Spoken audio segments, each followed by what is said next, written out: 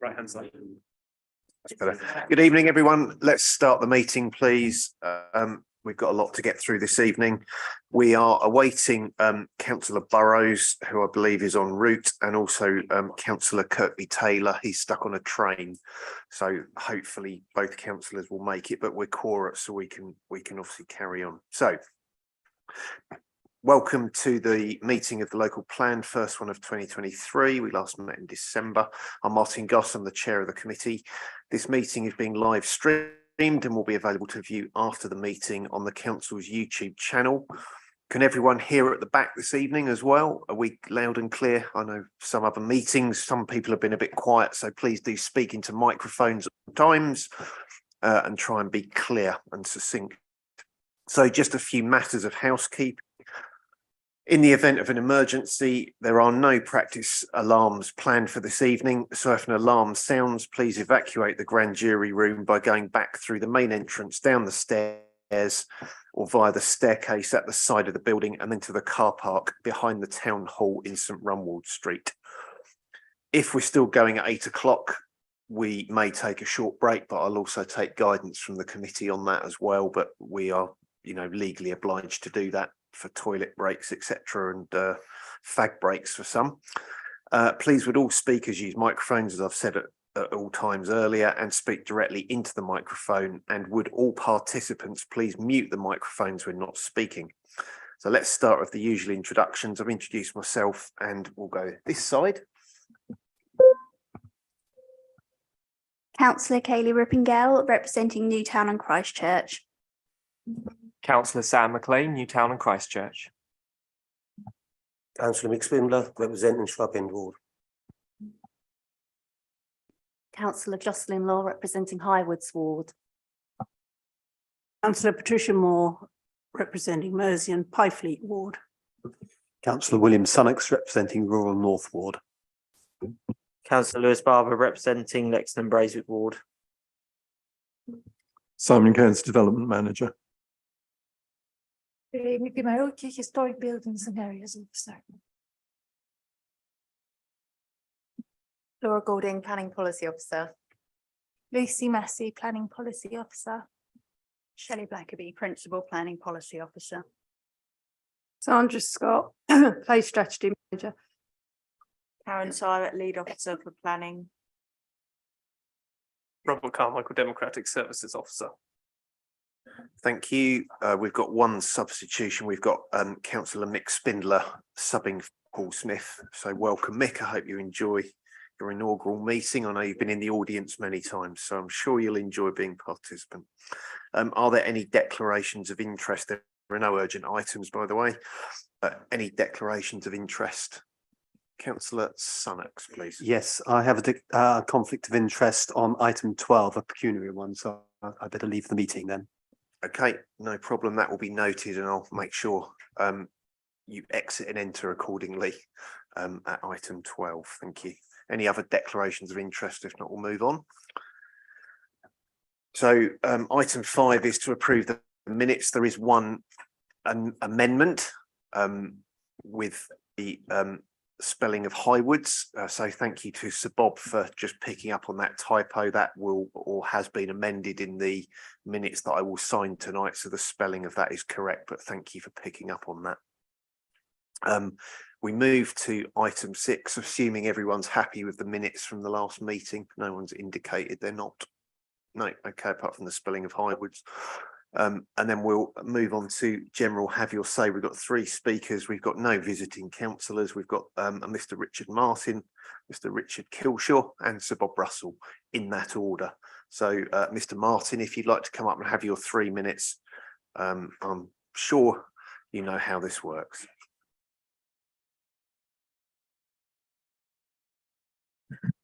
Thank you tonight for your time, committee. North East Essex Clinical Commissioning Group, CCG, stated at the time it would no longer request any more health criteria for policies related to Middlewick, SC2. This was due to CCG taking a digital-first approach. However, only a few short weeks ago, the CCG, now Integrated Care Board, objected to a development of 57 flats less than a mile away from Middlewick.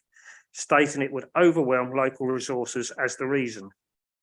Does the committee agree proposals for up to 1,000 houses on Middlewick would too overwhelm local resources? Will this committee agree to request from the CCG of an updated appraisal of its statement of common ground with this council? Second question. The ecology report produced by Stantec for the DIO was submitted as evidence in the now adopted local plan. A type of survey known as a walkover was completed by an experienced ornithologist, Ed Austin, in January 2019. In the council's latest draft biodiversity document, which has been discussed tonight, it is recommended that the bird breeding survey should be carried out between the months of March and August. Given the council's latest recommendations, it appears that Stantec have not followed basic established survey guidelines. This council allowed this quite evident flaw to be submitted to the local plan evidence in support of building on Middlewick. Does this committee agree the walkover survey may contain inaccurate data and should be re-evaluated? And last of all, back in June 2022, council officers went against advice from Natural England and decided to press ahead with the vote on adopting Middlewick ranges to the local plan. The advice given by Natural England was to wait until the latest ecology data was available for adopting Middlewick to the local plan. The data has now been recorded and verified by the Essex Field Club and Butterfly Conservation. Without going into too much detail, we have some of the specific recorded items of 1,048 species recorded, 878 of them with habitat scores, 2 of them on the European Red List, 109 of them on the Global Red List, 3 species requiring legal protection, many more listed under Great Britain conservation status, and 1 more. 1 species listed as extinct in Great Britain. Yes, extinct. All this on land at Middlewick Ranges that the public has access to. No data from the fenced off area, so what Stantec Ecology Survey may have missed, we do not know. But we all know that if you don't find, what you don't find is easy, and when you don't, especially when you don't go looking for it. So with the mandatory 10% biodiversity net gain coming in, shortly becoming law, does this committee think that one of the most biodiverse sites in Colchester will increase its percentage of species by 10% or more? Don't forget the habitat score was so high in the first place, there had to be a bespoke metric to avoid it getting rejected. Thank you. Thank you. There were 3 questions in there. Karen, do you want to take any of those, starting with the CCG one and then working through to the ecology question, etc.? Yep, I've got no problem with contacting the health authority, but I suggest we do so at the appropriate time because circumstances do change, as this indicates, and certainly the digital first approach hasn't quite rolled out as we thought it might during COVID. So yeah, no problem. Which probably leads me on to one of the other questions about ecology and the evidence presented. Again, that continues to evolve through the planning process. We've still got some way to go. So I have no doubt that will be updated along with health requirements and other infrastructure requirements. In terms of bird breeding evidence, that was presented to the inspector. The inspector decided on that and found the plan sound. Okay, thank you. You do have another minute if you want to ask anything, but hopefully that's at least given you an update and an indication on answers. Thank you. Mr. Kilshaw is next, please. Have your usual 3 minutes. Firstly, I would just want to congratulate Council on this draft biodiversity supplementary plan and document. Well done, brilliant. As well as emphasising habitat creation, it contains obligations to conserve, enhance and retain existing biodiversity, which we really need to prioritise. In relation to Middlewick, the legislation, principles and policies within this document sets out, make it difficult to see how any development could be passed. The MOD ecology report certainly would not be passed, as it didn't apply the required survey methods It ignores the mitigation hierarchy, is undermined by numerous survey limitations, and its projected biodiversity net gain is a nonsense. So can we rest assured that the principles of this positive document will apply to all future planning applications? Secondly, we're all aware of the overloaded roads and poor air quality in some parts of Colchester, including Mersey Road. So the Clean Air Bill that's currently progressing very well through Parliament presents a further challenge to the proposed 1,000 to 2,000 more houses and 2,000 to 4,000 traffic movements per day. In addition, the loss of this wide open space for exercise, health and well-being, and the huge increase in user pressure that development would bring will destroy the site's naturalness and landscape values and degrade wildlife and any remaining established grassland habitat and its significant but often overlooked carbon storage value, which is carbon storage is a further council obligation. Finally, now government have dropped their unpopular housing targets. Many councils are scaling back their plans for new homes, and rightly so. Local councils are better placed than central government to determine community needs. And as stated in this biodiversity SPD, we are in a climate emergency and the time to act is now. And you're in a position of responsibility and opportunity to direct local change that's needed globally. 2030 is only 7 years away. So with the two main drivers for housing on Middlewick removed, the imposed targets and the adoption of the local plan to address fears of uncontrolled development, what's now to stop the revision of the plan to remove Middlewick? Sorry, I got a bit garbled there. Thank you. A number of points in there to cover. Again, I'll refer it back to Karen because there's some quite technical points in there. I probably could answer some, but I don't want to get anything wrong. I think I'll just cover the point regarding imposed targets. They haven't gone anywhere. So we're talking about the MPPF and the consultation later on. So I think we'll wait until then rather than rehearse it and then duplicate it again later. But you know, there's just draft proposals at the moment, and the government have made it clear they're still expecting high levels of house building. So, and there will be exceptions, but you know, until we know the detail, we don't know what those exceptions are. But Shelley, have you got anything to add on this one? Thank you. I think I'll just add, and this is in the biodiversity SPD report, and when I present that later on in the agenda, I'll talk about it a bit more. So supplementary planning documents, SPDs, they supplement policy in a local plan. So they don't add new policy. It's all about supplementing what's already there. So in the case of the biodiversity SPD, that provides further detail. It supplements policy ENV1, which is in the adopted local plan. Okay, thank you. And of course, the local plan will be reviewed within a 5-year period because that is what we have to do. And we've already committed that we will. But of course, currently, when you review the plan, the housing numbers will go up under the current legislation. So just something to bear that in mind. But thank you for the comments. Next speaker is Sir Bob Russell, please.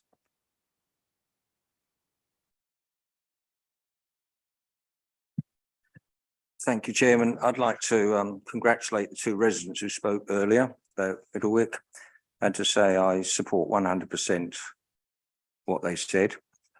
I believe the minutes that you've just signed off as a correct record had a reference to contacting the Member of Parliament about Middlewick. I don't know whether any contact was made, but I make that request and renew it because only last week the Secretary of State for the Environment, Therese Coffey, made a public statement pledging the government to have open spaces for urban dwellers. Well, Middlewick is surrounded on 3 sides by urban dwellers. And if you build on Middlewick, you coalesce Monkwick, Barnhall and Old Heath. Now, really this message, my request is to the elected members, because surely we live in more enlightened times now than almost half a century ago when Highwoods was saved from an awful development. The southern slopes were going to be a sprawling estate from Turner Rise all the way across Ridges Road. And the elected members took the decision they didn't want that.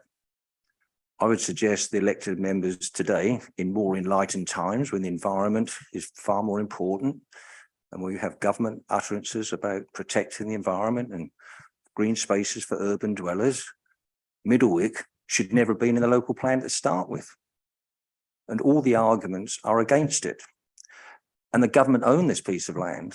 So I would suggest, I would ask that in view of what's happening, there is a war going on, by the way, in Ukraine, and the government are talking about increasing the size of Majesty's armed forces, not reducing them.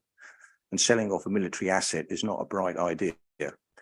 So Middlewick is the wrong place for 1,000 houses. It should be kept and used as a public open space, as it has done for many generations. It would be a planning and environmental nightmare. And it's up to elected members to take the lead, as elected members did nearly half a century ago, which gave us Highwoods Country Park. Thank you.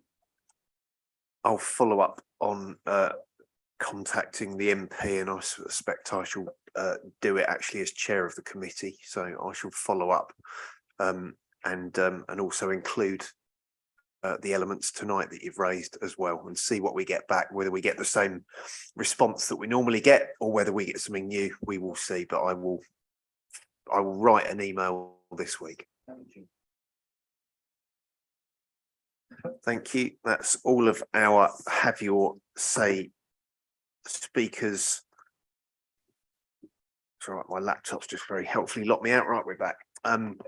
So we're now on to item 7, and we have some speakers as well on item 7. So we have Tazanim Syed, but I don't believe she's here.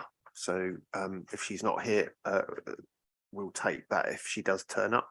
We've then got David Rayner, and then we've got Sir Bob Russell again. So Mr. Rayner, if you'd like to come and have your 3 minutes, please do. Good evening. Conservation areas. Information equals knowledge. Guidance equals knowledge. Enforcement equals cost. My name's David Rayner, but you're already aware of that. My family has lived in and around Colchester since 1650, so I'm almost considered a local. A commercial property owned by my family for some 65 years was recently issued a notice of discontinuance against a commercial fixture on the site. The concerning fixture, in its various forms, being in place at the site for some 100 years. The notice was issued under the umbrella of the Millfield Conservation Area, which we had never heard of being implemented or received any notification of such. The action by Place and Client Services, PCS, raised 3 immediate questions for us. These questions were emailed to relevant officers within the PCS. The resulting replies avoided directly answering any of the questions. However, they did include comments such as, and I quote, "Not my decision, no further comment. Your only option now is to appeal." A formal request for a meeting was dismissed by the PCS on the basis that it was not justified, and no advice or meeting came without a fee. Requests for dialogue and advice were then emailed to councillors. The resulting comments, again, I quote, "No power, little influence, no comment. I'll pass it on." Please give serious consideration as to how you inform both residents and businesses of any new conservation area, giving a much clearer idea of restrictions and expectations raised by the amendments, hopefully avoiding unnecessary trauma and cost. Working with no constructive input from the council, putting forward suggestions completely blind, we have, by some sort of modern day miracle, reached what seems to be an acceptable resolution. but why did the council choose to ignore the regulations? The history contained within their own draft documents, not to mention that which is held at Essex Record Office, along with our own photographic records from the past 65 years. Trying to protect one's history in these circumstances comes with a price tag, £5,000 so far. Information equals knowledge, guidance equals knowledge, enforcement equals cost. Thank you. Thank you. Two issues there. One of them is about enforcement. This committee doesn't actually deal with planning enforcement. It deals with policy, which you've obviously highlighted. And therefore, I can't really offer too much comment on the enforcement side. And I am pleased, though, that you've reached a resolution on it. That's a different side of planning. But as you quite rightly said, and thank you for doing your research so well, you know, we're looking at policy, which then drives what happens with enforcement and behaviours and the like. So that may come into the debate tonight, and I appreciate you taking the time to attend. And as I say again, I'm pleased that you've reached a resolution on your case, and obviously wish you and your business well for the future. Anything else anyone wants to say, or if Karen, did you want to come in? Yes, thank you. Just to say, I would be disappointed if the team hadn't been able to help with your case. I don't think anyone's ever disputed there's been signage on your premises. It's about an appropriate sign. And I'm also glad that agreement has been reached on something that will go there. And in terms of no one caring or getting back to you, I know personally I spoke to at least one councillor about that. So both on the officer's side and councillor side, then people have been interested in dealing with that. But I will look into means of communication and ensuring that you and the others are kept better informed when this sort of thing arises again. So thank you for bringing it to my attention. You've got another minute if you wanted to respond. You're very welcome to. Thanks very much. With regards to notification, it is very obvious within the council's own paperwork why no business within Millfield was ever notified. And I have done a survey. I've spoken to every owner of the commercial properties within Millfield. No one received any notification. If you look at the document that was signed off by the council establishing that conservation area, it specifically says residential. So therefore, your system has gone, yes, all the residents receive something. And the one business owner who lives in our premises receives something. No business received anything. We'll certainly pick up on that point tonight, and I'm sure that will come into the debate. But again, thank you for raising it, and we will certainly pick up. Councillor Sunnox, did you have anything you wanted to say? Yes, there's 2 points here looking forward, which is the useful place to look. One is that we better do consultation, make sure we consult businesses as well as residents about further the extension to the conservation area we're looking at tonight. And the second thing is, and it is about policy. Our policy is to treat planning applications positively. There's a positivity statement at the end of every decision that's made, and I think that means opening much more dialogue and communication. I've worked on this case. It's taken quite a bit of time.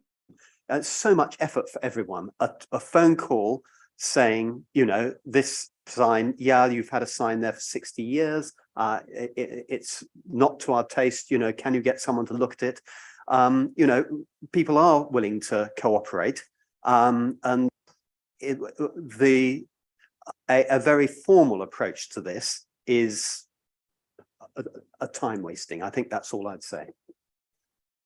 Okay. Let's move on to the next speaker, which is Sir Bob Russell again.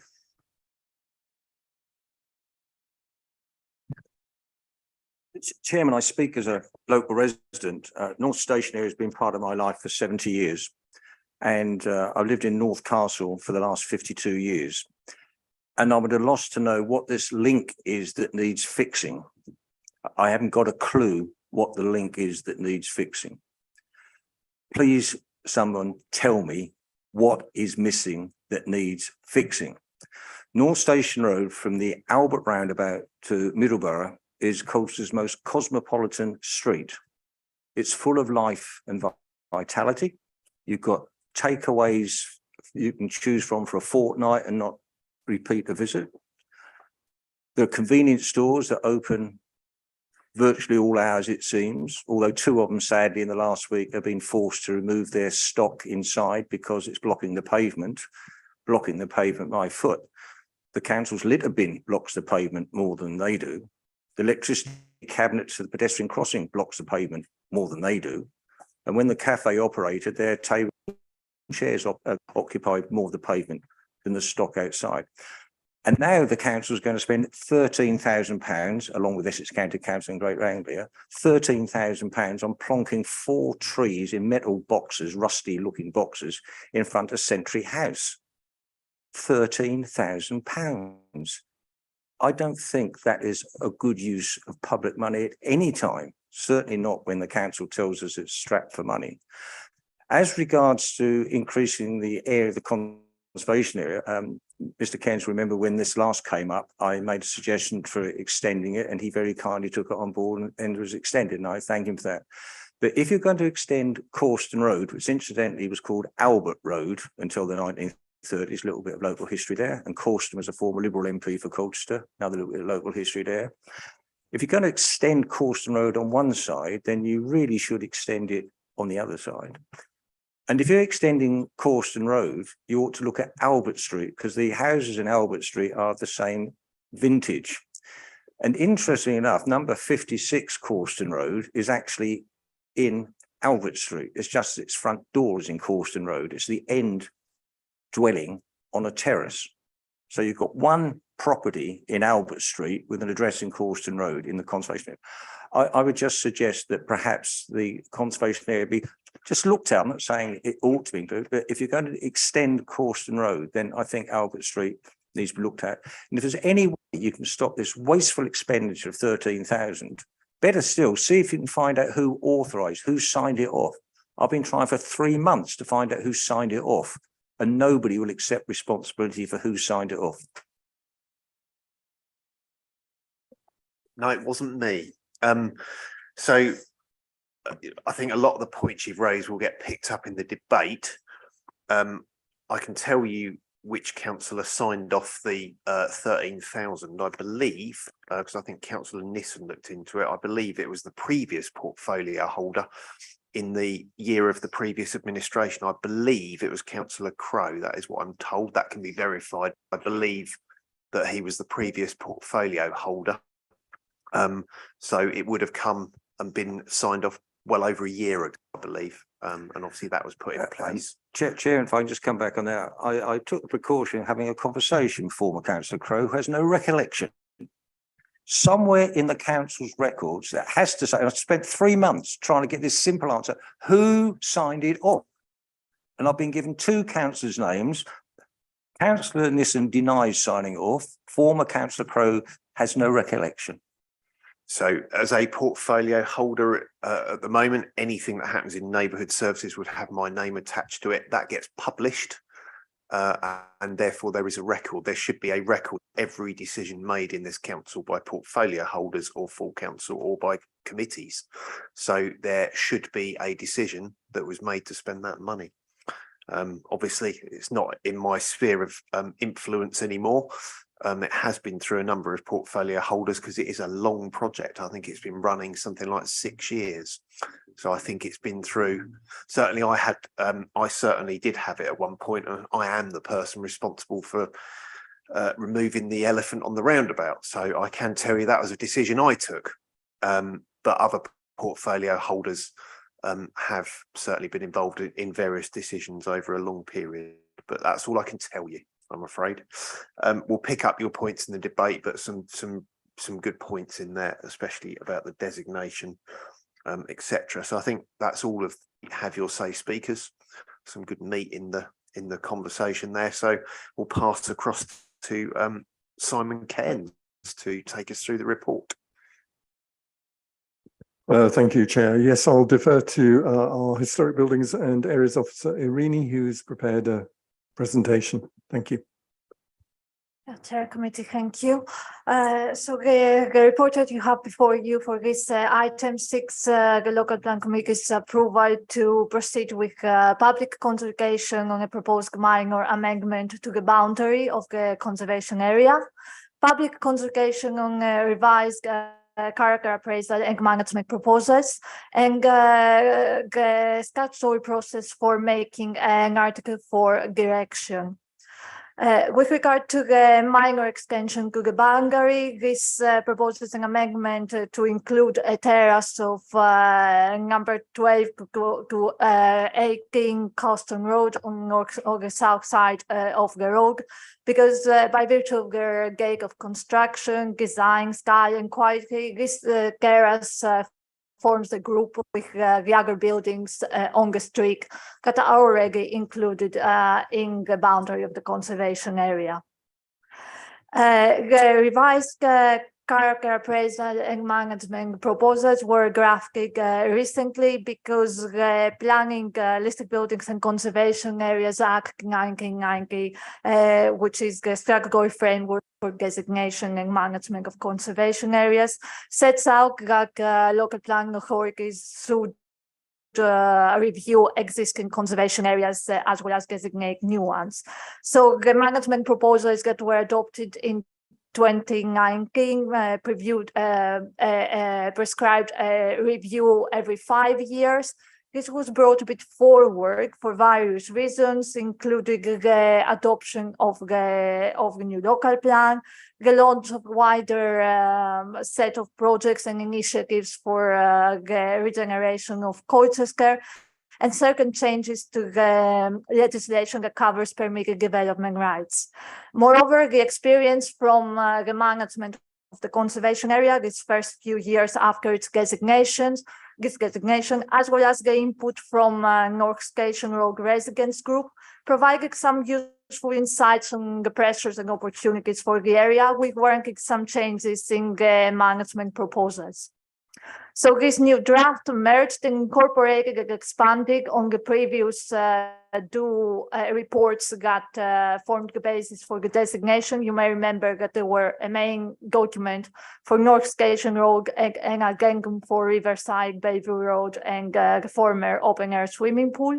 And therefore, this document merged these two together, expanded, and include also the review of the aforementioned boundary, reassess the condition of the Skaggy area, and inform the update of the management proposals, which include a commendation for an Article 4 direction. Now, with regard to the Article 4 direction, a brief reminder that these are tailored to protect the conservation area special interest. It's a mechanism that removes certain permitted development rights according to the schedule that's included in the direction. And for this conservation area, main change that informed the proposal to include the Article 4 direction is a change in amendment in the General Permitted Development Order in 2020, which allows greater flexibility for permitted changes of use between commercial uses that would normally be done in the past without planning permission. And also Part 3 of the amended order includes provisions for potential change between commercial use and residential use, subject to certain conditions and prior approval. So the proposed Article 4 direction seeks to remove these rights, these permitted development rights for the commercial properties on North Station Road, because as this is a key corridor that links North Station to the city center. These commercial frontage uses are very important for the character of the area, and therefore we propose the Article 4 direction for any changes to be considered appropriately with a planning application for the potential impact and they would have on the character of the conservation area. Besides North Station Road, the conservation area includes residential streets that comprise mainly terraced housing. The cohesive character of these streets is very sensitive to piecemeal changes that have a cumulative impact on their uniform appearance.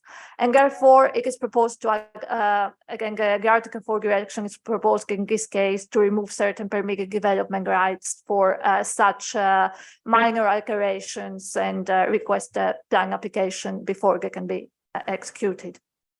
The Reporter Committee is requested to approve the public consultation for these issues, and the public consultation would last 6 weeks, starting late February to 2023, and would be carried out according to the steps that are described in paragraph 5.3 and 5.4 of the report.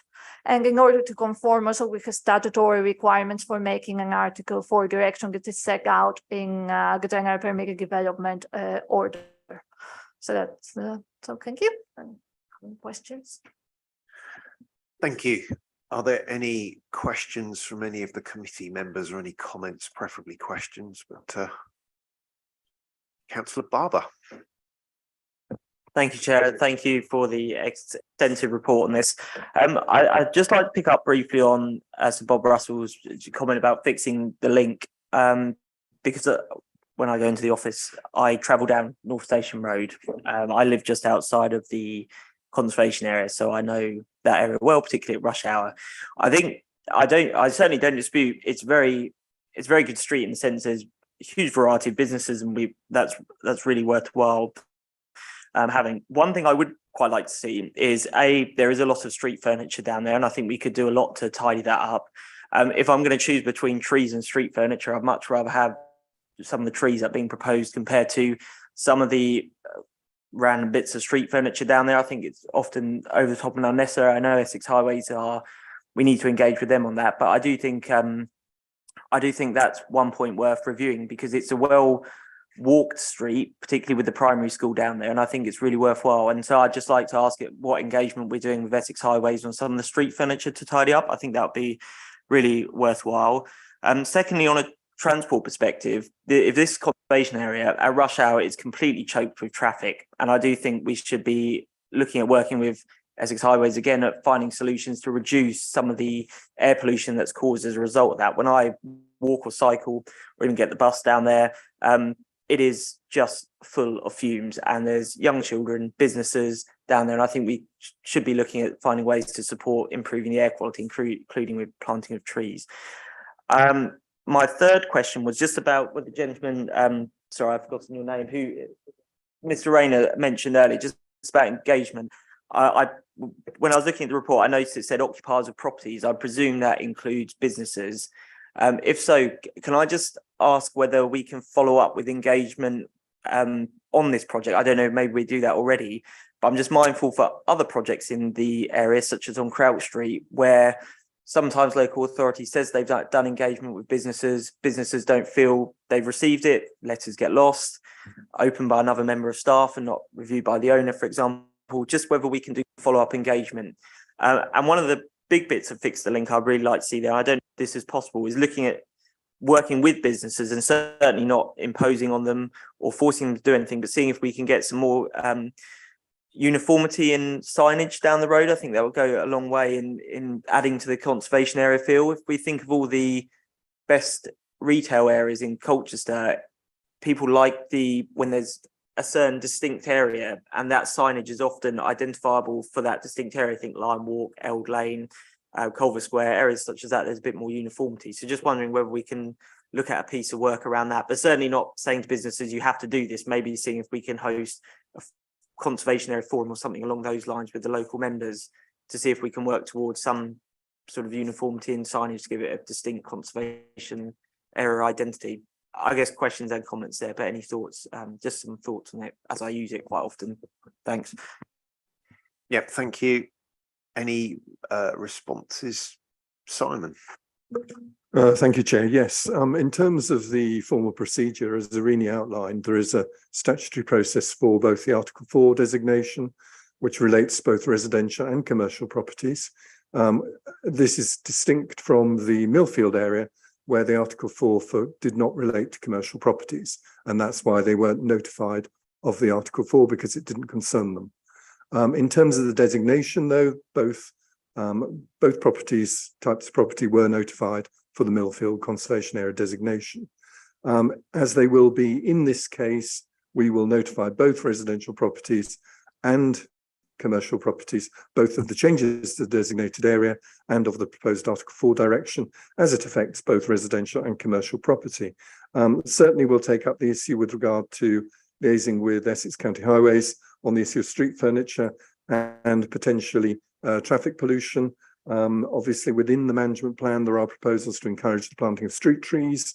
We will have to no doubt convince our colleagues at Essex County Highways that that is possible and desirable, but rest assured that is something which we are very supportive of. In terms of the uniformity of signage, we take that point away. As you'll note in the management proposals for this area, improvements to signage are a key task that we do think is high up there on the agenda. There is some fairly poor signage, which I don't think probably does anything to encourage the traders to be successful and for people to stop and linger in that area, which is obviously desirable as a key gateway to the historic town. I think that probably goes through all the points that were raised, but if you have any further questions, please, we're obviously pleased to answer those. Yeah, good response, good questions.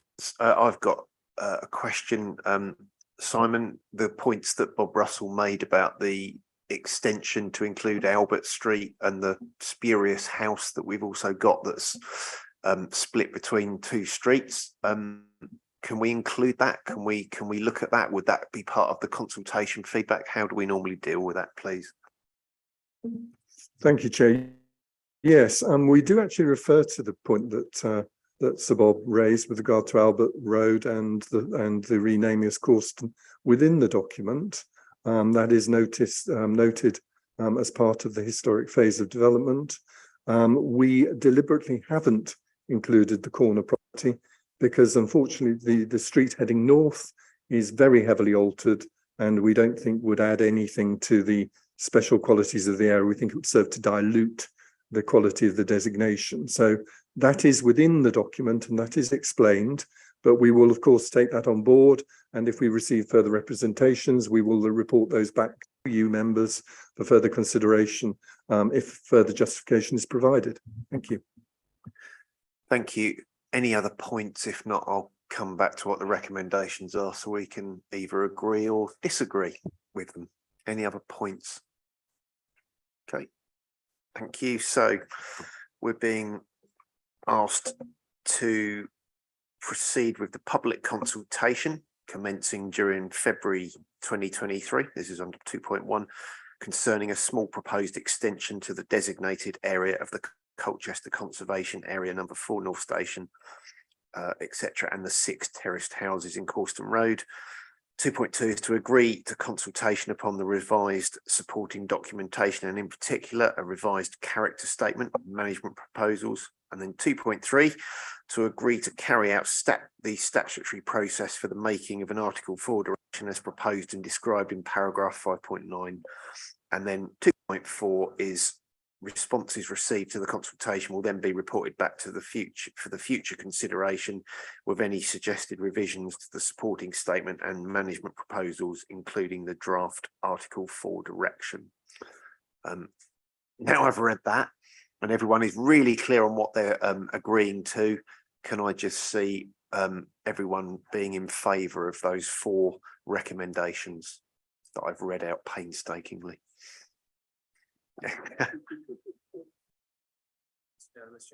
Lovely, thank you.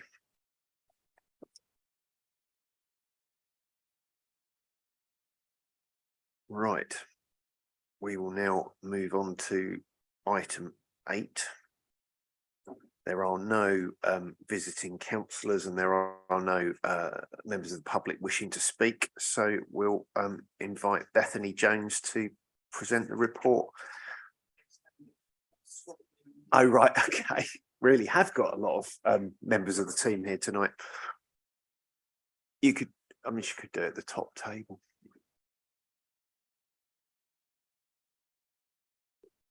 So we're talking about the affordable housing SPD. And we'll let Bethany get settled, and then when you're ready to go, please fire away. Thank you. Thank you very much. So the committee is asked to approve the affordable housing supplementary planning document and revoke the existing 2011 version. So as we've already heard, a supplementary planning document, or SPD, cannot set out new policy, rather it expands upon policies within the adopted local plan. In this case, that is the affordable housing. SPD provides further detail regarding requirements for that specific type of housing. Following presentation at committee in October last year, members agreed to hold a public consultation seeking comments on the draft SPD. This consultation has now been carried out and 9 representations were received, which have been summarised in Appendix 1 to this report. The SPD has been updated to reflect these representations, and some further amendments have been made following engagement with the Council's Housing Enabling Team. The updated SPD is presented in Appendix 2. If adopted, the SPD will replace the existing 2011 version and will be used by the council to help determine planning applications across the city. If you've got any questions, I'm happy to answer. I'm sure we'll have lots. Thank you. That was very succinct and well presented. Any questions? Councillor Moore, please. Yeah, it's probably slightly peripheral. This is affordable housing, which I understand. Does this affect social housing at all? Because I wonder if there'd been any changes, because when we tried to get some social housing reserved for local families on a new development in Mersey, we were told this was not possible. And yet I noticed in a news report that there is some social housing which has been put up for local houses, and they get with these garages that have been pulled down when they've built flats. And the news report put out by the council says that they are for local families. Now, why can they be local and something on Mersey can't be local? I'm sorry, this is slightly peripheral, but it's all and am I allowed an answer on that? Well, I'll let Karen answer that if you'd like to. Karen, please. I think it was slightly outside of the scope of the supplementary planning document. Affordable housing encompasses a number of tenure types, so it encompasses a number of different types of affordable housing, and these are defined nationally. I think what you're talking about is a local lettings policy, which allows normally only the first let of affordable properties to be specific to a local area. Now, I'm reluctant to use the word local because local to Mersey, local to the city, that term could have, I don't know about the council's build, so I don't know what that term was used to describe in association with the recently built properties. I can't imagine they were on a local lettings based approach, but it is sometimes appropriate to do that. And rural exception sites also allow a special limited catchment or connection to be used for affordable housing. So we've seen that recently in Laird Hay and then at planning committee last week at Copford. So there are ways of securing affordable housing for a very small sort of catchment area, but more generally, affordable housing is sort of city-wide, but shared ownership and shared equity type properties are available to, on the market sometimes. Thank you. It was a very comprehensive answer. Thank you. Councillor Barber, please. Thanks, Chair. Thanks, Karen. Thanks, Bethany. On the report, I'm really pleased to see the building on the feedback from Little Hawksley Parish Council on the rural exception sites. I think often when we discuss about developments, it's usually the fact that there's too much housing in Colchester is, I guess, a fair way to say. Often that's people's viewpoint, whereas in a lot of the smaller villages, they would like a small amount of housing to help support the village and future generations. Just for some clarity on the rural exception sites, it says in 5.25 in the report, however, these must be sites that are contiguous with or adjacent to existing village settlement boundaries. How literal is that interpreted? Is it a sense that if you don't own the land that abuts the village boundary, it won't be considered, or is it we'll take a common sense approach to the boundary, and if it's within a reasonable area, we'd consider it? I'm only thinking because it's been difficult for some parish councils to locate landowners who are willing to support any small development. So if there was, say, a landowner one parcel of land down, we said no, that might be unfortunate, but I'd just be interested in how the mechanism of that works. I don't know if that's okay to ask. You'd like to answer it, Bethany or Karen? Or... Sorry, I'll let Beth look for the official line, and I'll tell you that I think, as always, common sense should prevail. If you've got a site immediately adjacent to a village envelope or settlement boundary, 9 times out of 10, those people will hold out for it to be included in the next version of the plan if it's big enough. So you could end up with nothing. What we've seen in Ledlerhay and in Fordham are a combination. So through the plan process, we've enabled a site to be delivered for market housing, which has also enabled an adjoining site to be delivered for rural exception housing. But if people hold out and those sites aren't coming forward, then you do have to look slightly further afield. But what we wouldn't want to see is something completely remote. No. And unsustainable. That clearly wouldn't be acceptable. But I think, again, that would be common sense too. Cool. Thanks. Okay, thank you. Any other points or questions? If not, I'll take us through what we're going to agree. No, okay. In that case, then that was short and sweet.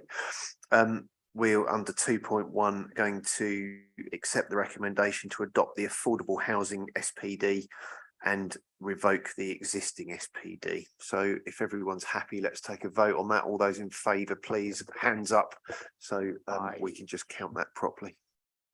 That's unanimous, Chair. Thank you very much. That takes us then on to item 10, which is the consultation on, no, sorry, it's item 9, sorry, I'm jumping ahead. So we've got the local development scheme, which Lucy will take us through. So Lucy, the floor is yours. Thank you. Members may recall that we regularly review and update the local development scheme, also referred to as the LDS. Most recently, this was reviewed in June 2021. The LDS sets out the timetable for the local development documents that this council will produce to guide development in Colchester. This includes details of future consultation periods and expected dates of adoption and publication. Members should have received a copy of the addendum shared earlier today, which updates those timescales for the local plan review. These extracted pages would replace those within the LDS February 2023 iteration, which is shown in Appendix A to the report. Following the adoption of the Section 2 local plan in July 2022, we need to reflect the new supplementary planning documents which are to be produced to support the local plan. These cover the following topics: planning obligations, affordable housing, self and custom build and specialist housing, climate change, biodiversity, active travel, shopfront design, and city centre master plan. Further consultation and timetable variations for the tendering Colchester Borders Garden Community DPD have also been updated in the LDS. A timetable has been included for the Colchester Local Plan Review. These timetables are summarised in the chart included within the addendum. The position of various neighbourhood plans which are being progressed across the city have also been updated and shown within the LDS. The committee are asked to agree these updates to the local development scheme. Thank you. Thank you. It's very procedural tonight, isn't it, with the readoption or of various policies, but anyway, have to do it. So are there any points or questions on item 9 from anybody? If not, I will take it straight through to the recommendation and the vote with the amendment. Okay. Fine, then we will go to 2.1, which is to agree the changes to the local development schemes outlined. So raise your hands if everyone is in favour, please. That's unanimous, Chair. unanimous, I believe. Right, okay, perfect. Now we are on to item 10, which is the consultation on the revisions to the National Planning Policy Framework. Again, there are no speakers, and this is Sandra's turn to shine and take us through some paperwork. Oh, thank you, Chair. I'll try and be concise, but the consultation document was some 62 pages long, so I'm not going to take you through 62 pages, but I will attempt to keep it to the point. So this report relates to the government's current consultation on a number of specific changes proposed to the NPPF related to a range of issues, including housing supply, planning for beauty, and onshore wind energy, just as a few examples. The consultation is wide-ranging and combines very specific changes to wording in the NPPF, as well as inviting thoughts on scoping on proposals to follow in more detail at a later date, following the passage of the Levelling Up Regeneration Bill through to Royal Assent later this year, such as the scope on the proposed National Development Management policies. Officers will be preparing a detailed response to the 58 questions set out in the consultation papers, which are appended to this report for your information, in time for the 2nd of March deadline. But members are invited to provide any thoughts or comments on any matters relevant to this to feed into that response. The report goes through the themes as set out in the consultation paper, summarising the key points that are of most relevance to Colchester City Council. Perhaps the most fundamental immediate change proposed is around housing supply.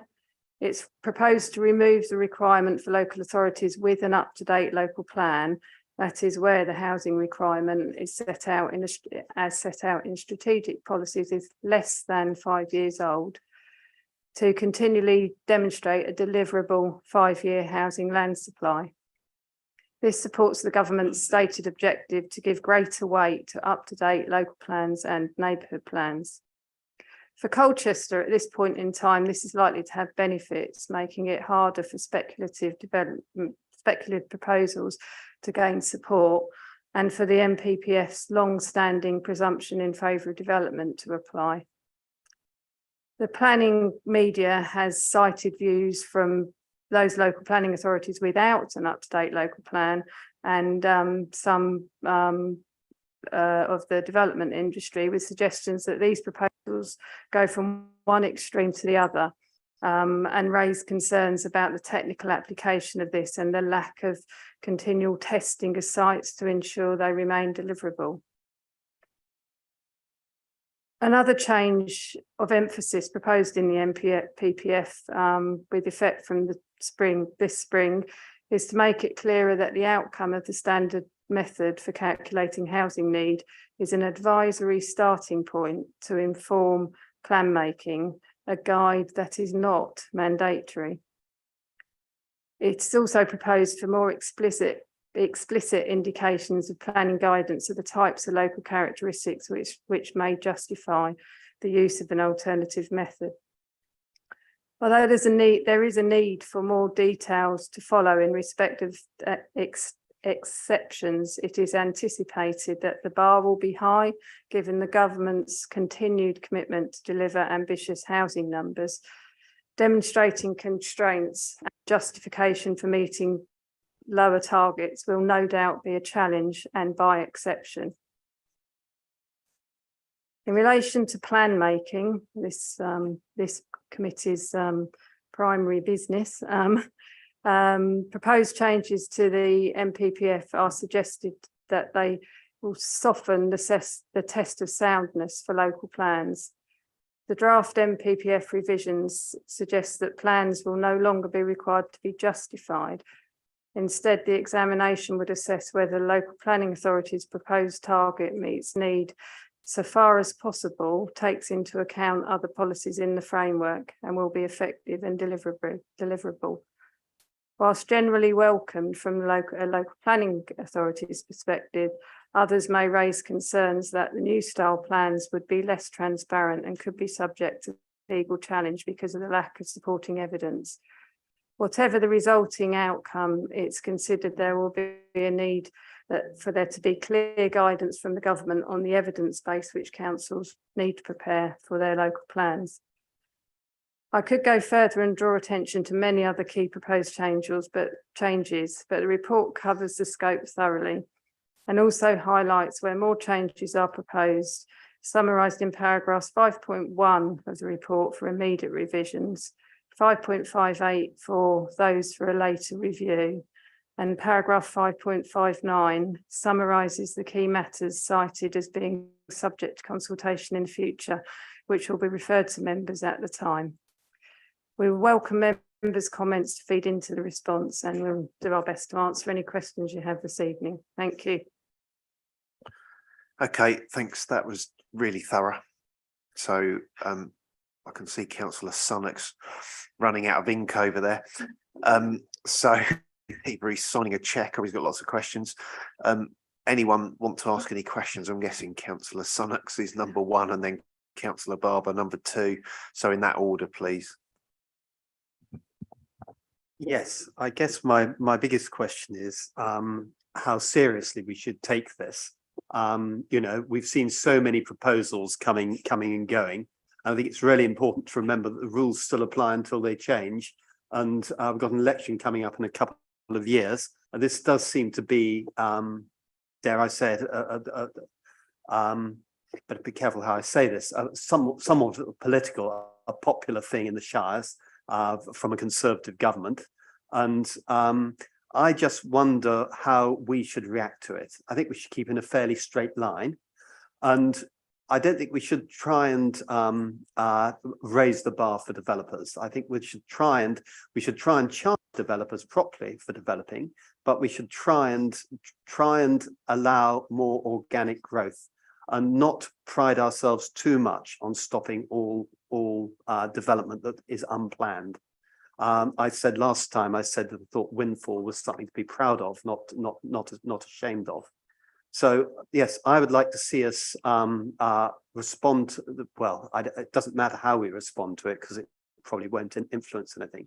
It's a question of how we respond to the changed circumstances. And I'd like to see it going that way, that we try not to use it to harshen our restriction on housing. We do need housing. We just don't need them in huge, great blocks on the edge of towns. We need it more holistically done throughout. One last point. Looking at the MPPF, it's a good length. I think it's a good document, and I'd like to see us trying to rely on that rather than reinventing the wheel and writing too many of our own policies. There's such a labyrinth of policies for our planners to go through. It's got to the stage where you just have to have a professional planning consultant to do anything. And if we could rely on, we should praise the MPPF and support it and not try to reinvent the wheel. Okay, thank you. Sandra, do you want to tackle those points and then we'll take Councillor Barber, please? Yeah, I'll do my best. Well, as far as how seriously to take it, and what will happen, you know, is crystal ball gazing really. But I think we, you know, the consultations on the table, and we need to provide a response using the questions and the framework that they've provided, and absolutely agree that, you know, the rules apply as they are now, and going back to the LDS, that's exactly how we've based the programming of future documents based on what we have now, and we'll, as and when changes come into force, we'll do what we need to review, rather than, you know, crystal ball gaze as to if buts and maybes based on this. And I was going to make another point about the last comment you made. Oh, national policies, yeah. I think one of the proposals in this document and in the levelling up bill is for the national development management policies, which is intended to enable local plans to focus on the local issues, and for what we know as the MPPF now to be in policies that are common, to prevent the need to reinvent the wheel and have a degree of repetition, which it could be said that a lot of local plans do now. So that's, if that comes to fruition, then that is one of the intentions that the changes through the reform. Okay, that sounds like a thorough answer to a thorough set of comments and questions. Councillor Barber next, and then Councillor Moore. Thanks, Chair. Thanks, Sandra, for the report. I agree. I've sat on this committee for quite a few years, and the amount of times we've had to answer questions on the MPPF or related policy is extensive. So it would be interesting to see how this progresses. However, we've been asked. So there is a couple of points I just picked up on. The first, neighbour plans, which most people know I'm very supportive of. However, if the government are going to wish to see more emphasis placed on neighbourhood plans, they do need to recognise that it is largely volunteers who produce them, and I think there can be sometimes a disconnect between what seems like a great policy, which is giving communities more control, and then actually how you deliver that, ensuring not only are councils well resourced to deal with it, because I've only had positive feedback from my communities about how the Colchester councils dealt with it, but there is only so far we can go. And if the government are looking at us to have more neighbourhood plans and to have a bigger role, I think they do need to issue very clear guidance and resource to local authorities to support neighbourhood plans. And if we can make that point, because I'd hate to see effectively a reliance on volunteers even more, which would be a great idea, but then them not having the support, because that could see a bit of an issue in the plan making process if local communities actually can't deliver what the government nationally hope they do. And I think we could end up seeing a lot of communities fall through the gap because they're just not big enough, or don't happen to have someone who is a parish council who was in a local authority, knows how to deal with it. We want to see that consistency throughout. And one of the other issues I picked up on was about small scale developments, which I think is really important. And I know there's been a lot of discussion about encouraging small house builders and looking at small developments. My one worry is about making it easier. I wouldn't want to see any less obligations on small scale developments, including potential financial contributions to encourage small scale developments. I want to make sure that they're still encouraged to make contributions through whether it's Section 106 or however the future policy is. I wouldn't want us to be promoting small scale developers, but then have lots and lots of even smaller developments that contribute nothing to the infrastructure pot. So I think if we're encouraging, which I think is really excellent, you should do, not to lose contributions in trying to achieve that. But I think they were the main couple of points I wanted to make, really, that hopefully will be considered by yourselves and the cabinet member when they sign off the responses. But good luck to you. A lot of questions. Okay, Sandra, I'll let you deal with those succinctly. simply to say, I think they're useful points and we can certainly pick both of them, both those points up in our response to the questions specific to those matters in the consultation. Thank you. That was succinct. Councillor Moore, any points you'd like to raise, please? Thank you, Chairman. Yes, it's 5.39 onshore wind. Every time I hear this, I go, please not. We've got plenty of onshore wind. They are like Marmite. Some people think they're great, some people are not. What they do is take up good farmland. I think that I'm suspicious of the reason that they are changing the policy from no more onshore to let's have more onshore. And I would be really happy if we could add a comment to say we're not happy with promoting onshore wind farms. Fortunately, I imagine it doesn't affect the city a great deal, but I think as a responsible community, we ought to be saying, look, hang on, we're not happy with promoting onshore wind farms, if that's the way we feel about it. I don't think it should just be passed by as okay. There's plenty of offshore, there's plenty of room to have more offshore. I don't think we need to be trashing good farmland or encouraging it or even putting our name to it. Thank you. The thing is, you could take the renewables point further because, of course, the latest approach is to put solar panels into great swathes of farmland.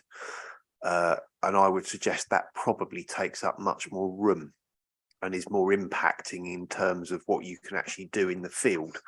Whereas I'm guessing onshore wind, I'm no expert, they're up in the air, they're doing what they're doing. You can still farm the land to a degree, because if you think about it, that my father-in-law is actually a farmer.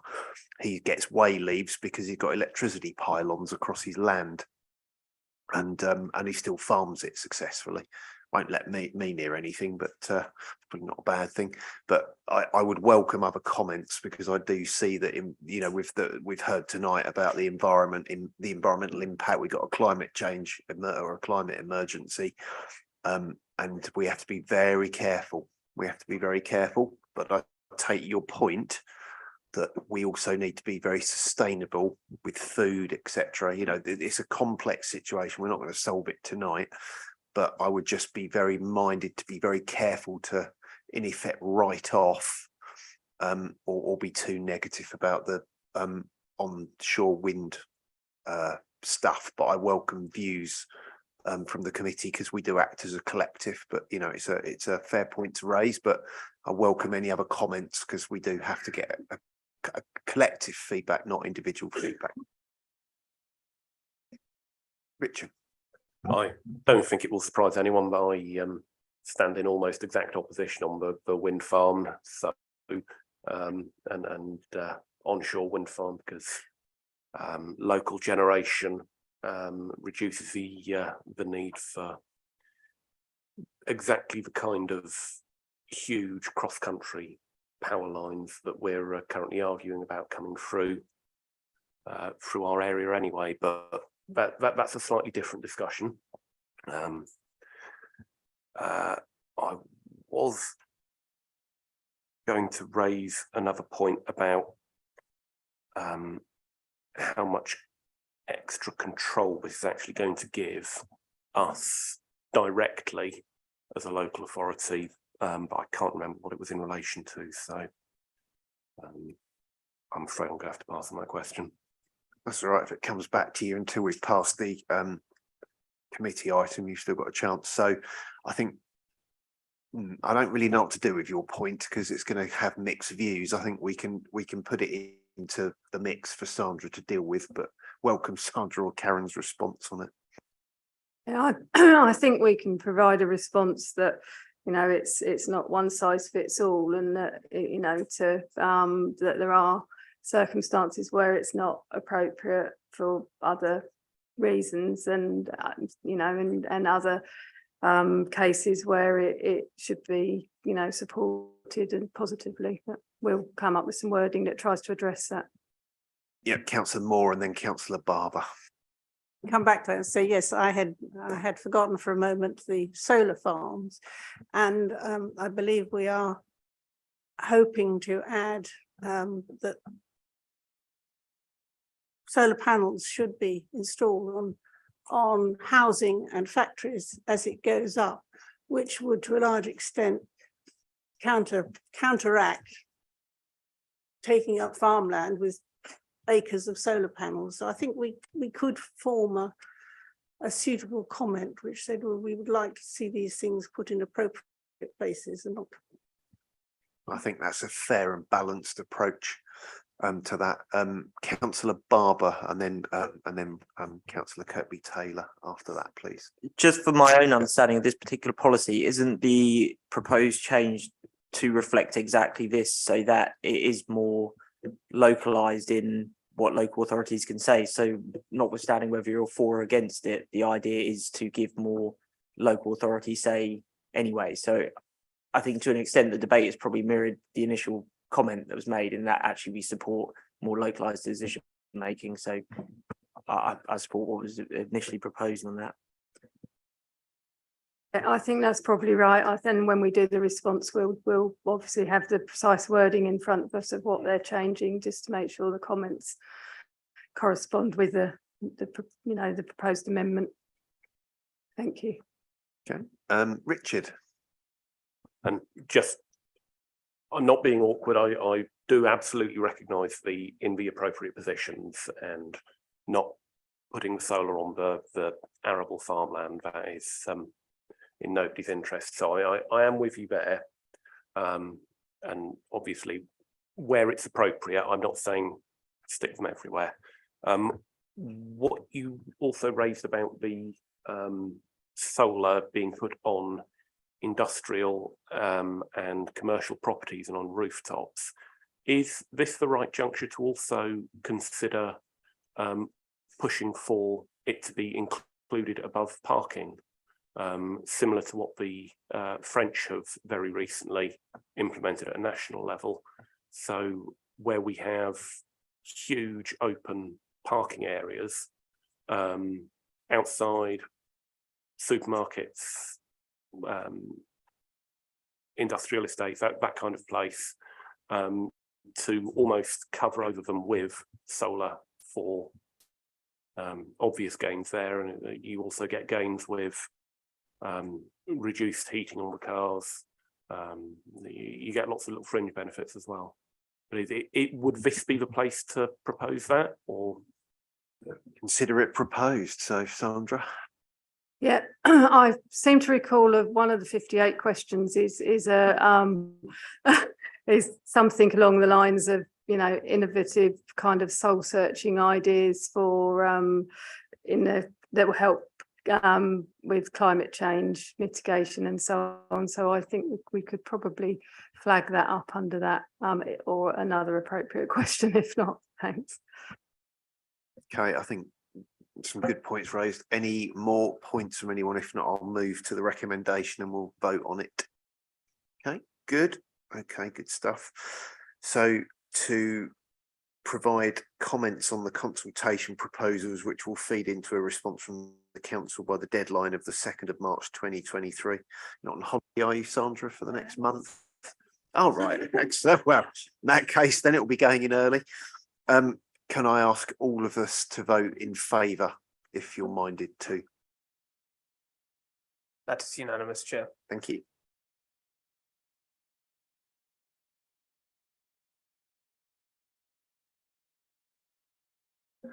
Right, that moves us on to item 11, which is statement of community involvement. Again, there are no speakers, and Laura Goulding is going to be doing the presentation, I believe. So welcome, Laura. So the floor is yours. Thank you. The statement of just went off then. Sorry. Statement of community involvement, also known as the SCI, sets out how the council consult with the community in terms of planning applications and planning policy documents, whether that be a development plan, neighbourhood plan, or supplementary planning documents. The SCI was previously updated in 2020 to reflect the interim changes made due to COVID-19 to allow for sufficient service to run throughout the pandemic. These temporary changes have now been revoked by government and updated, and the updated SCI reflects this. We've also taken the opportunity to update and refresh parts where the national policy has been updated. Additions and changes to the SCI include national legislation permits that the consultation period for SPDs be a minimum of 4 weeks. The previous SCI stated a minimum 6-week consultation period. We have now updated the 2023 SCI to align with current legislation. Following the updates to the planning committee procedure, which was updated in 2021, the section has been added to explain the process of have your say at both planning committee and local plan committee. A plan making process section has been added to help explain the local plan, neighbourhood plan and supplementary planning document process. A section has been added to the neighbourhood planning chapter to better explain the support that Colchester City Council can offer. Officers are also preparing a neighbourhood planning guide to provide further details of the neighbourhood planning process. This will be published on the council's website and a link added to the SEI once finalised. A paragraph has been added to the procedure for dealing with written representations to applications section, explaining that we will not directly notify those who have made representations to applications of proposed committee date for consideration of the application due to the high volume of representations received annually. The appeals chapter has been revised to more clearly outline the process and highlighting that each appeal is decided on a case-by-case basis. Following today's meeting, I'd just like to highlight the SCI specifies that the council is required to consult specific and general consultation bodies and other consultees, including the community, neighbourhood plan groups, businesses and third sector groups. The committee are asked to agree these updates to the SCI. Thank you.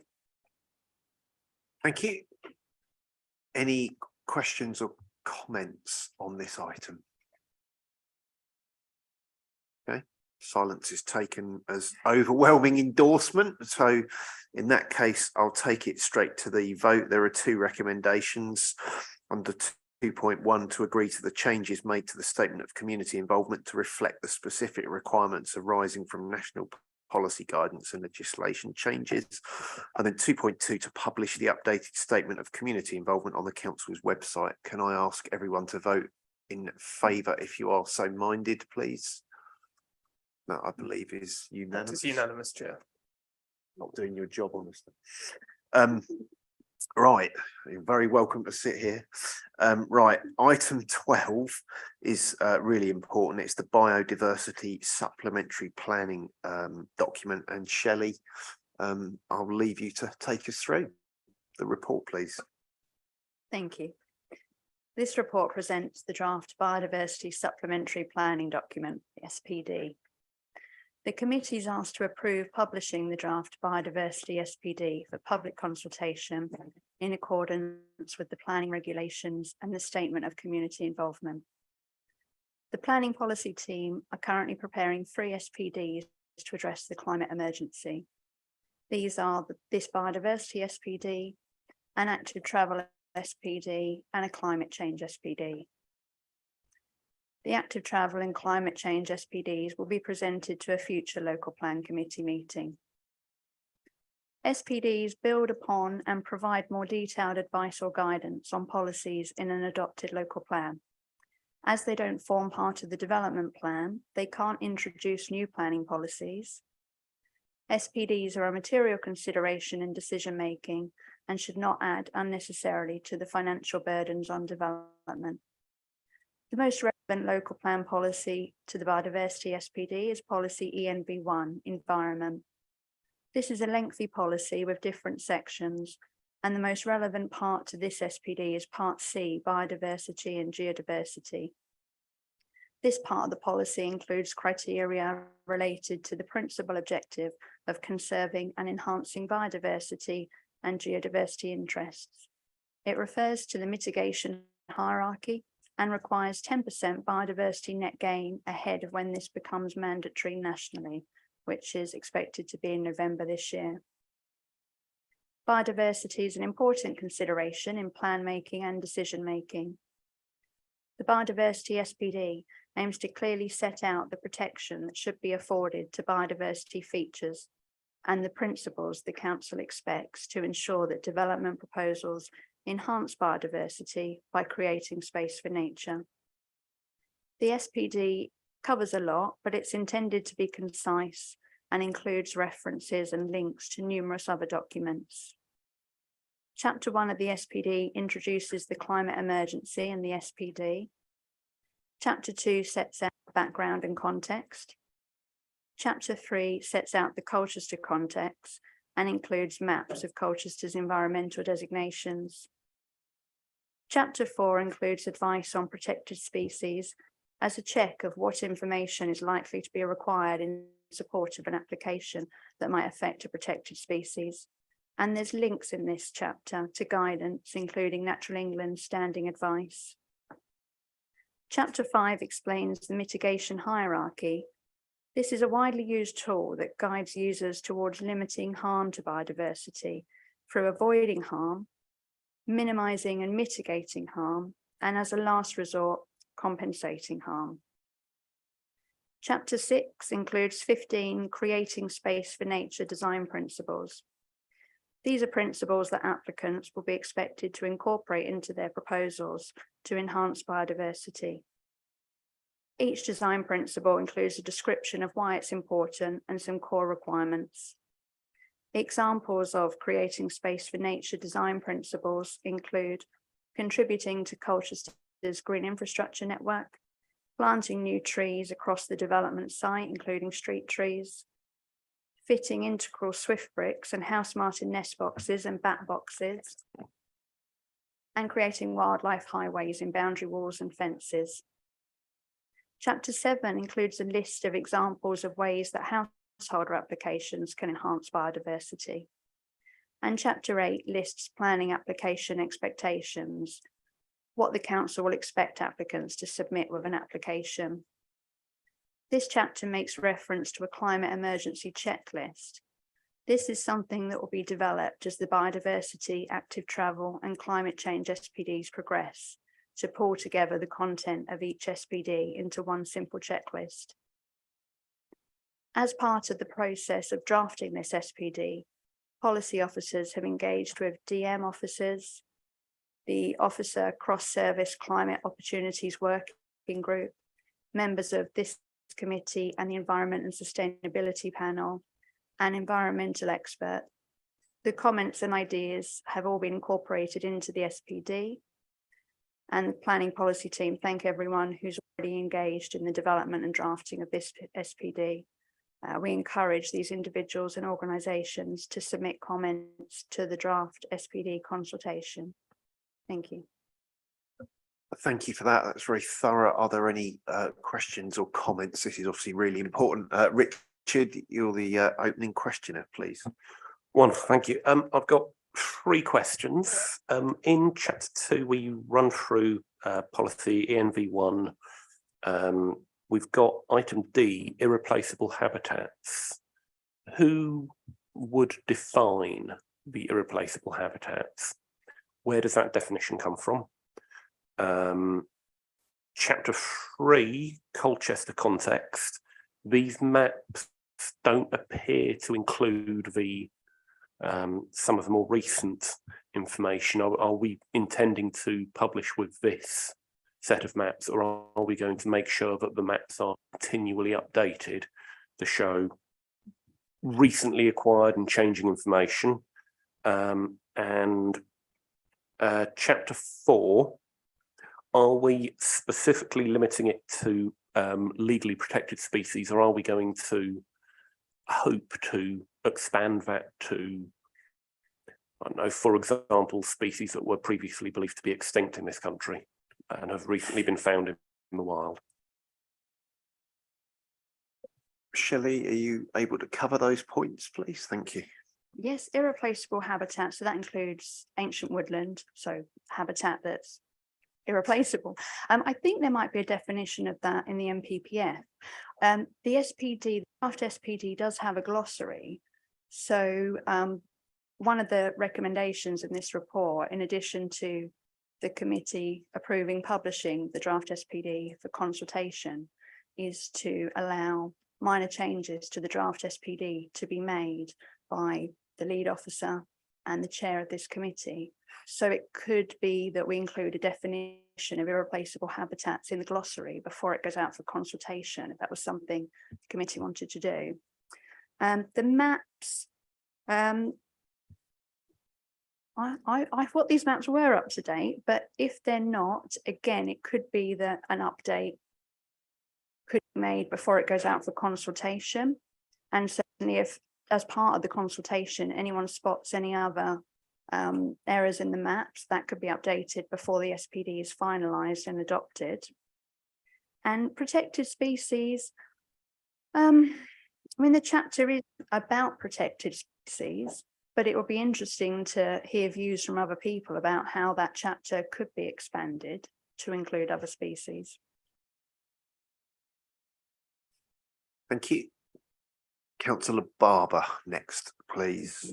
Thank you, and thanks for the report. Could I just, as it was touched on by the first public speakers, just the interaction between this and the local plan, just for my own sake, and I guess also just wider understanding in case it's picked up on, if we have a site that's currently envisaged to be developed in line with our new adopted plan, but the SPD, if we then had examined that site using this document, we might not have allocated it in the first place based on the criterion here. Does the fact it's still allocated for residential overarch anything that's within this document? Just trying to understand how the two interlink. If a site was to come up, I'm thinking if I be specific, there's a site in Braeswick as one example where the residents have argued that part of the site which doesn't have planning permission on it at the moment is a specific type of habitat that would have should be protected. Now, zone for housing, would that be the dominant factor compared to this SPD? Because obviously it's supplementary planning document. Just for my own sake, and also I guess widely, if you could just maybe elaborate on how the two interlink, particularly where we've already got allocations for that site. Thank you. Yes, so planning applications are determined in accordance with the development plan. So that's the Colchester local plan, section 1 and 2, and our adopted neighbourhood plans. So they are the development plan. And that's the first sort of starting point when considering planning applications. This SPD and other SPDs, once adopted, they sort of add detail, they supplement. Like we've said this evening, they don't set new policy. So the content of this biodiversity SPD, that's all linked to policy ENV1, which is in the local plan and was developed as part of developing the local plan and the allocations in that local plan. Thank you. That makes sense. So just, I guess, using two examples. One, this would be particularly useful if we had a site come up that wasn't allocated for residential and we were looking for strong arguments to not have it built on. And then two, would it be, for instance, if I had an area zone for housing and I had planning permission for, say, up to 20 homes, and we're looking at maybe the reserve matters part of the application, it would be that perhaps we wouldn't encourage building on a particular area on that site, and we'd look to protect that area because there's a particular feature. Is that the sort of where it would be particularly useful, I guess? Yes, that's right. So the mitigation hierarchy, avoid, mitigate, compensate. So avoid, you're right, it could be avoiding part of the site where you've got a large site, you could avoid the most sensitive parts of the site. For a site that's not allocated in the local plan, it could be avoid that site because the council has a supply of sites in the local plan. Okay, thank you. Councillor Moore next, please.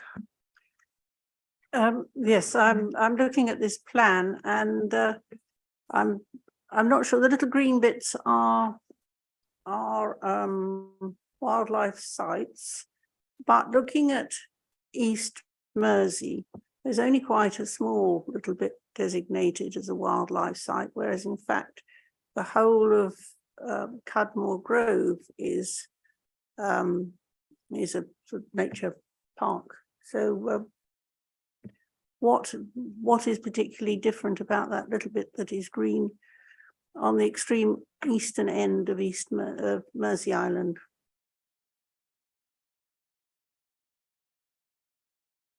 I think we'll have to look at these map layers. So it's the local wildlife site map. That's something we'll look at then to make sure that the Yeah. local wildlife site boundaries are correct. Yes, thank you, thank you. The other thing, it's probably a bit late in the process, but I mean, I listened carefully and got lost somewhere into what was going on. Is it possible to identify how this differs from what we had before, quite briefly, without taking all evening to do it? What have we got now in the new document that wasn't it? We presumably had a document before, yes? At biodiversity SPD? Yeah. No, we didn't. That was a short, easy answer. Any other questions or comments? Richard, next, please. Moving back to the wildlife sites and designated, how would future sites becoming designated as local wildlife sites backdate into this? So would this document be assumed to be working off the most recent revision, regardless of what's actually printed in here? Or would it be only what is specified in the final document? If we had a local wildlife site that was 2 years down the line designated as such, would that receive the protections of this document, or would we have to wait to reissue this SPD? No, it would be protected. I know I thought it would be useful to show the maps of Colchester's environmental designations. But no, if a local wildlife site or even another local nature reserve, any designation was, it would be covered, and it covered by policy ENV1 of the local plan. So perhaps in addition to actually including the maps, we could also include a link to an online portal with those maps to make it easy for everybody to actually access that information, find out exactly what the most up-to-date and most accurate information is. So we can include a link to Natural England's database where, I mean, you're probably aware of it, that you can put in a location and find all the up-to-date designations. Okay, thank you. Any other points or questions from anybody? That was Light-hearted one. I see they're talking about introducing beavers to London. Are we likely to get any beavers in the city? Not sure about that. Shelley, are we beavers? Are we getting any beavers? Not that I'm aware of. Okay. Councillor Barber, if you've spotted any beavers, perhaps let us know, or have you got any other questions or points you wanted to raise? Yep, perfect. Okay, thank you. Right, unless there's any other points, I'll take us to the two recommendations that are sitting in the committee papers. 2.1 is it's recommended that the LPC approve publishing the draft biodiversity SPD for public consultation in accordance with the planning regulations and statement of community involvement. And then 2.2, it's recommended that minor changes to the draft biodiversity SPD can be approved by the lead officer for housing and planning and chair of the LPC prior to the consultation commencing. All those in favour, please. That's unanimous, Chair. Okay. Thank you. Well, unless I've missed anything, that brings us to the end of the meeting at 20 to 8. So thank you for your participation. Thank you for the great work from all the officers tonight. That was a real thorough set of reports and presentations. And of course, we couldn't do that without any of the team. So thank you. And wish you all a safe journey and enjoy the rest of your evening. Thank you all.